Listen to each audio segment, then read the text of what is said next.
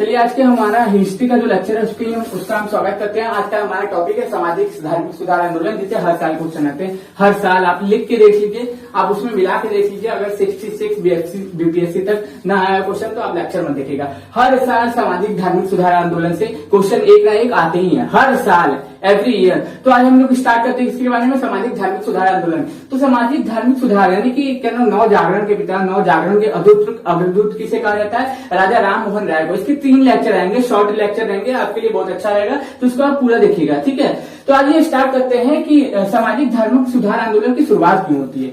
अब देखिए होता क्या है कि हम लोग जानते हैं कि क्या नाम है, प्राचीन काल से ही हमारे समाज में क्या हो रहा है कि निम्न वर्ग का शोषण होता रहा है, निम्न वर्ग का शोषण होता आ रहा है और समाजों को कई भागों में बांट दिया गया है।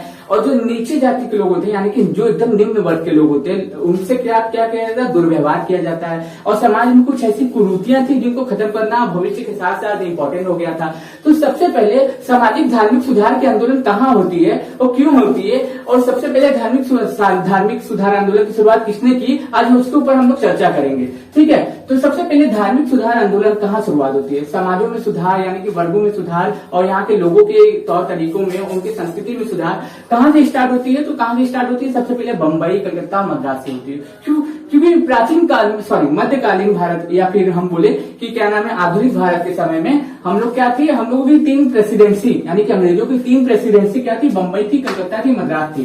तो धार्मिक सुधार आंदोलन की शुरुआत सबसे पहले कौन करते हैं? राजा राम मोहन राय, जिनको के बहुत नामों से जाना जाता है, बहुत सारी उपाधियां मिली है, तो आज उनके बारे में हम लोग पढ़ेंगे। सबसे पहली बात, राजा राम मोहन राय का जन्म कब हुआ था? 1774 में हुआ था। 1833 में उनकी मृत्यु हो गई थी, ठीक। इन्हें क्या कहा जाता है? इन्हें नव जागरण का अग्रदूत कहा जाता है। क्वेश्चन पूछता है नव जागरण का अग्रदूत किसे कहा जाता है, तो किसे कहा जाता है? राजा राम मोहन राय को कहा जाता है। आधुनिक भारत के पिता कहा जाता है, आधुनिक भारत के पिता किसे कहा जाता है? आधुनिक भारत के पिता भी किसे कहा जाता है? राजा राम मोहन राय को कहा जाता है। इनका पहला ग्रंथ कौन सी भाषा में था? पूछता है। राजा राम मोहन राय का प्रथम ग्रंथ किस भाषा में था? तो कौन सी भाषा में था? राजा राम मोहन राय का प्रथम ग्रंथ किस भाषा में था? फारसी भाषा में था। किस भाषा में था? फारसी भाषा में था। तोहफत उल मुद्दीन इनका था फारसी भाषा में राजा राम मोहन राय का प्रथम ग्रंथ था। ये कई भाषाओं का जानकार थे, इसीलिए इन्हें क्या कहा जाता है ना, नव जागरण का अग्रदूत कहा जाता है। इन्हें कई भाषाओं का ज्ञान था, ठीक है। एक ईश्वरवाद पे विश्वास करते थे, बोलते थे सबका भगवान एक है, किसी का भगवान कोई अलग अलग नहीं है। कौन बोलता था? राजा राम मोहन राय बोलते थे। आत्मीय सभा की स्थापना किसने की है? राजा राम मोहन राय ने की, 1815 ईस्वी में की है। तो वेदांत सोसाइटी की स्थापना किसने की है? राजा राम मोहन राय ने की थी, 1816 ईस्वी में की थी। 1820 में इन्होंने प्रिंसेस ऑफ जेसस नामक एक पुस्तक लिखी, प्रिंसेस ऑफ जेसस नामक एक पुस्तक लिखी। किसने? राजा राम मोहन राय ने। और किसकी मदद से इन्होंने प्रकाशन किया? जॉन डिग्वी की मदद से 1823 में प्रयासों से इन्होंने इसको क्या किया था? इसको प्रकाशित किया था। जॉन डिग्वी की सहायता से 1823 में इन्होंने क्या किया था? इस पुस्तक को प्रकाशित किया था। लिखे कब थे? 1820 में। प्रिंसेस ऑफ जीसस नामक पुस्तक किसने लिखी है? क्वेश्चन यह बनेगा, तो कहेंगे राजा राम मोहन राय। आधुनिक भारत के पिता किसे कहेंगे? राजा राम मोहन राय। नव जागरण के अग्रदूत के किसे कहेंगे? राजा राम मोहन राय। इनका प्रथम फारसी ग्रंथ कौन सा था? तो क्या बोलेंगे? तौहीद मुद्दीन। और किस पे विश्वास करते थे? एक ईश्वरवाद पे विश्वास करते थे, याद रखिएगा। अब देखिए इन्होंने कुछ ऐसे भी समाज की स्थापना की है जिनसे हर साल क्वेश्चन आते हैं, ठीक है। तो ये सबसे पहली बात, 1828 में इनका एक महत्वपूर्ण एक समाज था जिन्होंने एक सोसाइटी की स्थापना की, या फिर एक बोल सकते हैं समाज की स्थापना की। उसका नाम क्या था? ब्रह्म समाज। पूछता है कि ब्रह्म समाज की स्थापना किसने की है? तो किसने की है? राजा राम मोहन राय ने। कब की है? 1828 में की है। किसके लिए की थी? हिंदू में हो रहे कुरीतियों में, हिंदू धर्म में हो रही कुरीतियों को सुधारने के लिए उन्होंने, राजा राम मोहन राय ने ब्रह्म समाज की स्थापना की थी। कब की थी? 1828 ईस्वी में। 1825 में वेदांत कॉलेज की स्थापना की। अब देखिए ये वेदांत सोसाइटी 1816 और ये वेदांत कॉलेज है, तो कंफ्यूज मत होइएगा। देखिए वेदांत सोसाइटी 1816 और वेदांत कॉलेज कब है? 1825 में। अलग अलग है, दोनों याद रखिएगा। इनकी कुछ पत्रिकाएं भी थी, ठीक है, जो कौन कौन सी थी? संवाद कमेटी बांग्ला भाषा में, मिर्तुल अखबार फारसी भाषा में, ब्रह्मकालीन मैगजीन इंग्लैंड में इन्होंने प्रकाशित की थी, याद रखिएगा। और सती प्रथा, ये तो मोस्ट इंपॉर्टेंट हो जाता है कि सती प्रथा पे प्रतिबंध लॉर्ड विलियम बेंटिक की मदद से। किसकी मदद से? लॉर्ड विलियम बेंटिक की मदद से 1829 में इन्होंने सती प्रथा का अंत किया था।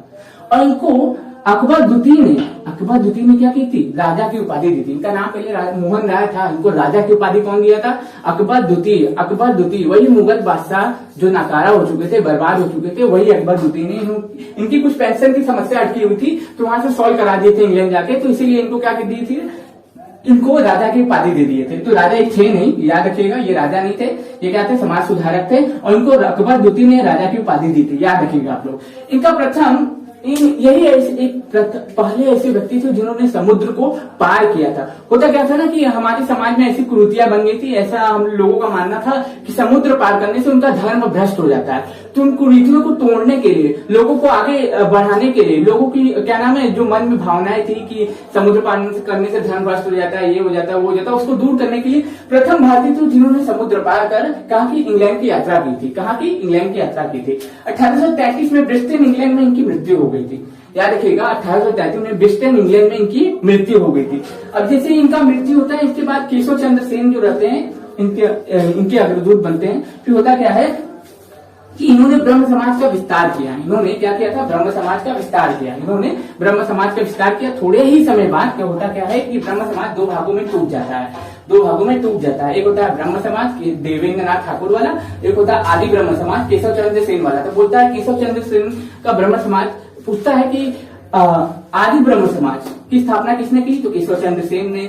ब्रह्म समाज के अग्रदूत कौन बने, राजा राम मोहन राय के बाद तो देवेंद्र नाथ ठाकुर बने। फिर उसके बाद बोलता है कि केशव चंद्र सेन बोलते थे समाज सुधारक है, और क्या कहते थे, बाल विवाह पे रोक लगाते थे। लेकिन ये क्या करते हैं, अपनी 12 वर्षीय पुत्री का विवाह क्या कर देते हैं, एक राजा से कर देते हैं। ये बोलते थे कि बाल विवाह पे रोक लगाना चाहिए, बाल विवाह को नहीं कराना चाहिए। लेकिन होता क्या है कि 12 वर्षीय इनकी पुत्री का विवाह ये खुद ही कर देते हैं।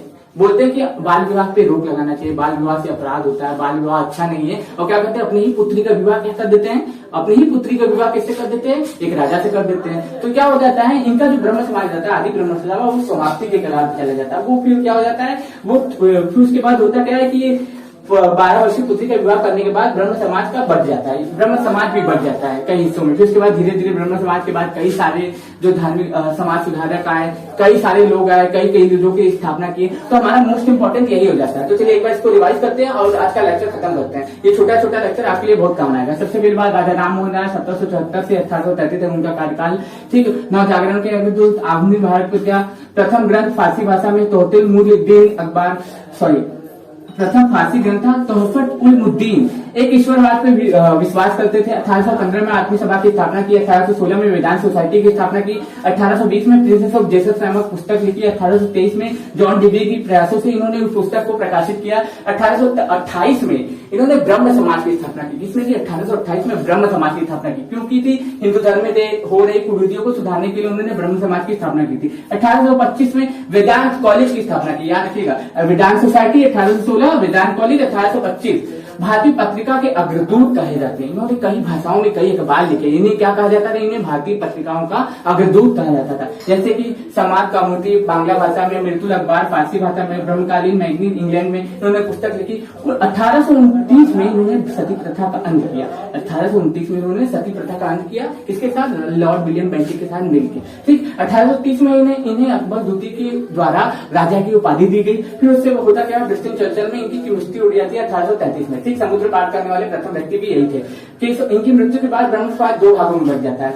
एक केशव चंद्र सेन का ब्रह्म समाज होता है, एक देवेंद्र नाथ ठाकुर का ब्रह्म समाज होता है। केशव चंद्र सेन जो क्या कहते थे, बाल विवाह के कट्टर विरोधी थे, लेकिन वे अपनी पुत्री का विवाह 12 वर्ष की पुत्री का विवाह एक राजा से कर बैठते हैं। इसलिए ब्रह्म समाज समाप्ति के कगार पे आ जाता है। तो मैं आशा करता हूँ ये वीडियो आपको पसंद आया होगा। अगर पसंद आएगा तो चैनल को लाइक करें, सब्सक्राइब करें और वीडियोस को पूरा देखें और हमारे चैनल को सब्सक्राइब जरूर से करें। धन्यवाद।